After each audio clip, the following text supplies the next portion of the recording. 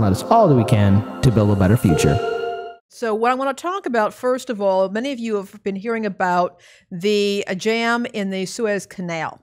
So what is going on is this is a canal. It's a major waterway near Egypt, and there is a very large ship that has run aground. This is an enormous ship, and a cargo ship, and it cannot be moved. They're trying to push it out. So they're trying to dredge the bottom of the canal. They are trying to push it out. Unfortunately, that doesn't seem to be working right now. And if they're not able to get that ship moving again, what is going to happen is they're going to have to actually take all the cargo off that ship. They're going to have to bring in a crane, and they're going to have to take piece by piece and try and get everything off that ship so they can once again move it properly. At this point, there are just like a whole bunch of ships. I have in the show notes, you can check, Supply Chain Dive is actually keeping a list of all of the ships that are now stuck in the canal behind that. So we talk a lot on this show about domino effects and how one event will trigger another. And if you look at some of these ships, like Ever Given is the name of the ship. It has what they call 20,000 TEUs, which is an imprecise unit of the types of cargo containers, about 20-foot cargo containers in it. But there are ships from all over the world. There are manufacturing items on there. There are items destined for Walmart, Target, all of the big stores. This is massive. Now, there is another way around. You'd have to go down around the Horn of Africa, but that would take about 19 days. It's a long time. It's a long time. It burns a lot of fuel. And even if you go through it, if you're supposed to be delivering goods in 20 days and you add you're now doubling your time, which then cascades throughout the entire supply chain. We've already got, as we've talked about on the show many times, major supply chain issues. There has been a shortage of circuit breakers.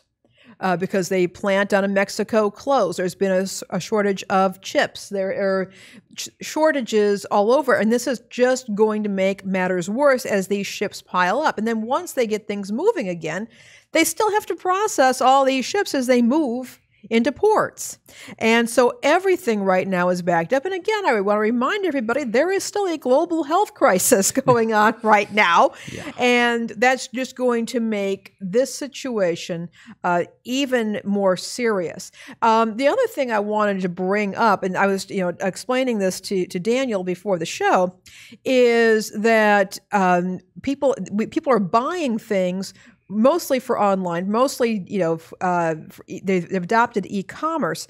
And as a result, we are seeing some other shifts in the supply chain, particularly in the area of real estate. What has happened is vacancy in top markets for warehouses 200,000 square feet or larger was 4.6% as of 2020, which is actually down from 5.2% in 2019. There are 189.6 million square feet of warehouse space under construction right now in the U.S., but nearly 44% is already pre-leased. So you've got people who are trying to get these buildings up. People are pre-leasing, but now we're seeing further supply chain snags. We're trying to get these warehouses filled up so that e-commerce orders can be delivered. It can be fulfillment to stores, but we've got a major, major snag in that supply chain. They need some prunes there, like big time in the Suez Canal. I mean, just like prune juice. Let's get these ships moving. But it is a serious matter. Yeah, it's so crazy because it was like that one ship is causing oil prices to spike. It is just like they're saying, like on an average day they'll get like 5 ships passing through that. So because these are giant ships. And another thing to keep in an idea of is that when the canal was developed many decades ago, they didn't expect, because ships this big as we have today didn't exist. They were like half as big. So the canal's like, we don't need to be more than as wide as we are.